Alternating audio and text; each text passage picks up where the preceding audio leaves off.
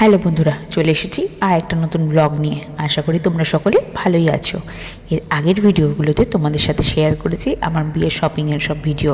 আজকে তোমাদেরকে সাথে শেয়ার করব বিয়ের আগের দিনে বাড়ি থেকে যে আইবুড়ো ভাত দিয়েছিল সেটার।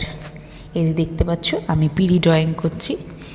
আমি চেষ্টা করেছিলাম আমার বিয়ের পিঁড়ি থেকে শুরু করে মানে কুলো হোক কিংবা হাতের যেটা কাজ করো সেটা নিজেই ড্রয়িং করা। তা সময়ের অভাবে ঠিকঠাক তাড়াতাড়ি করে উঠতে পারিনি। এই দিন ছিল বিয়ের আগের দিন আর আমি তখনও ড্রয়িং করছিলাম। আর আমার যেহেতু মা নেই আর আত্মীয়রা আসতেও বিয়ের আগের দিন একটু লেট হয়েছিল, তাই ঠাকুরমশাই আমাকে ডেকে, রান্নার ঠাকুর যিনি উনি আমাকে ডেকে বলেছিলেন যে তুমি রান্না পুজোটা করে দাও। তাই দেখো কোনো রকম স্নান করে সকালবেলা উঠেই চলে এসেছি রান্না পুজো করতে। একা মানুষ করলে হয় না একটা।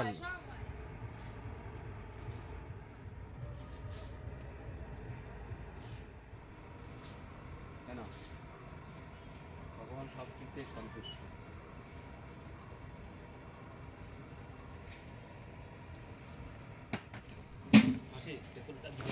আমার বাড়ির হলুদ কোটাও ছিল বিয়ের আগের দিনই। ঠাকুরমশাই টাইম দিয়ে দিয়েছিলেন, সেই টাইমের মধ্যে বলে গিয়েছিলেন হলুদ করতে হবে। তাই এখানে আমার দিদি আর পাড়ার দিদিরা মিলে সব দেখো হলুদ করছে।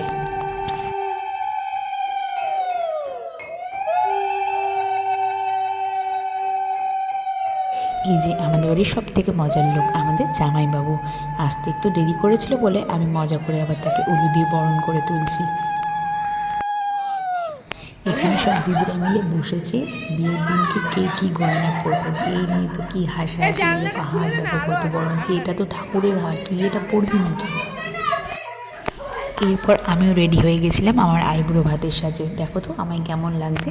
তারপরে পাশে মাঠে গিয়েছিলাম কটা পিকচার তোলার জন্য।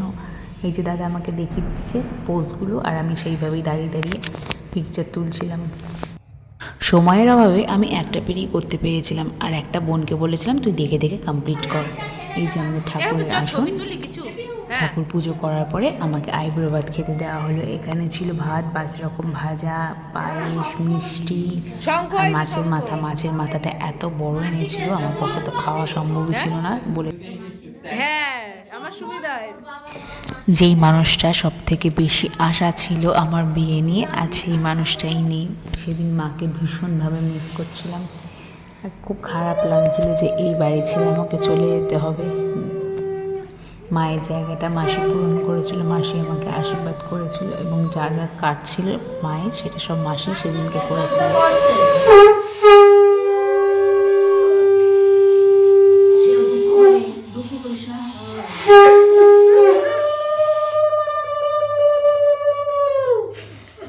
মনে করবো মাই করতে আছে আবার কান্নার কি আছে।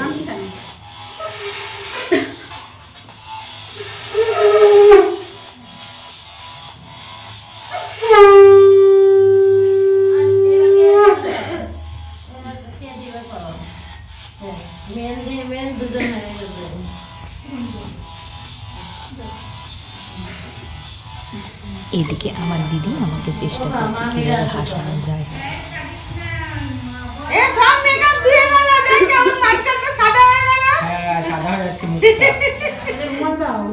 একটা ইয়ে দাও না, টিস্যু দে, টিস্যু দিলে পরে আর ইয়ে হয়ে যাবে, মানে ইয়ে রুমাল দিলে পরে টিস্যু দাও। ফটোটা উঠবে তো টিস্যু দাও। কেমন হয়ে গেল? হালকা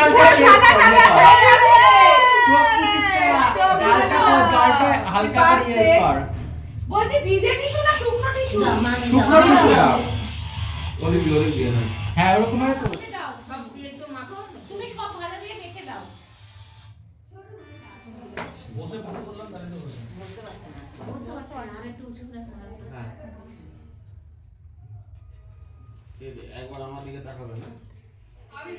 যাদের যাদের এখনো বিয়ে হয়নি আমি তাদেরকে বলছি আর আমার সাথে আইবুড়ো ভাত খাবি তাহলে তোদেরও তাড়াতাড়ি বিয়ে হয়ে যাবে। খুব তাড়াতাড়ি বিয়ে হোক। ও বাকি আছে তো। তবে দেখা না। না না চলে সবাই খেলে ভাই। আমি একা একা বোঝাবো সবাই মিলে। দাদা কোথায় গেল? সুকুমার কোথায় গেল? ওটাকে খাওয়া। সুকুমার কোথায়? কোথায় ডাকো তো? সবাইকে একবার খাইয়ে দাও। আচ্ছা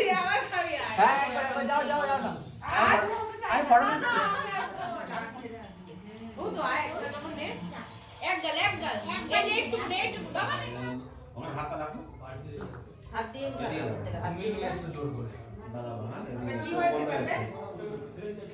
এই খাওয়া হয়ে গেলে আমার দিদিরা এবং আমার ফ্রেন্ডসরা মিলে আমাকে নিয়ে গিয়েছিল শাখা পড়াতে।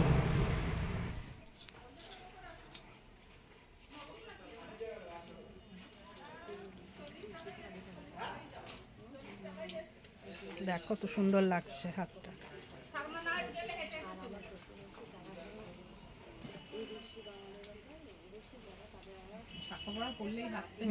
হাতটা খোলে ভালো লাগছে। আজকে বিয়ে তো পিউ ব্যাগের মধ্যে ঢোকা তো ইয়ে ব্যাগ কোথায়? এই যে পিউ ব্যাগের মধ্যে ঢোকা বইটা পড়ে যাই সবাইকে প্রণাম কর, মাথা নিচু করে প্রণাম কর, ওরে মাকে কর আশীর্বাদ নে। মাকে আশীর্বাদ নে, তারপরে গুরুদেব সবাইকে প্রণাম কর।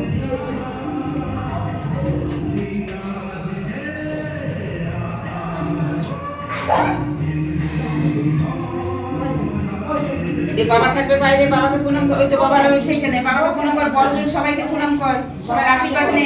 আরে এত কাজ হবে আমি তো চলেই আসবো বৃহস্পতিবার করতে হবে।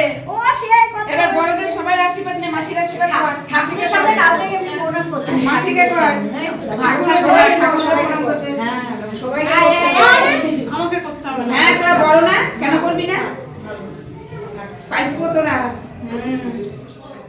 আইবুড়ো ভাতের দিন রাতেই ছিল আমার মেহেন্দির অনুষ্ঠান, আর শাখা পরে আসতে বেশ কিছুক্ষণ দেরি হয়ে গেছিলো। এইদিকে মেহেন্দি আর্টিস্ট এসে বসেছিল, আর এসে দেখি তখনও আমার বিয়ের প্যান্ডেল পুরোপুরি কমপ্লিট হয়ে ওঠেনি। আমি সেদিন এত টায়ার্ড ছিলাম যে আমার ভালোভাবে মেহেন্দি পরার ইচ্ছেটাও ছিল না। সিথিকে বলেছিলাম যত তাড়াতাড়ি সম্ভব আমার মেহেন্দিটা কমপ্লিট করে দাও। মেহেন্দি পরে যে দেখতেই পাচ্ছ আমি হাই তুলছি। মেহেন্দি পরা হয়ে গেলে ক্যামেরাম্যান দাদা বলেছিল কিছু ভিডিও আর ফটো নেবে, এই হলো তার ক্লিপ।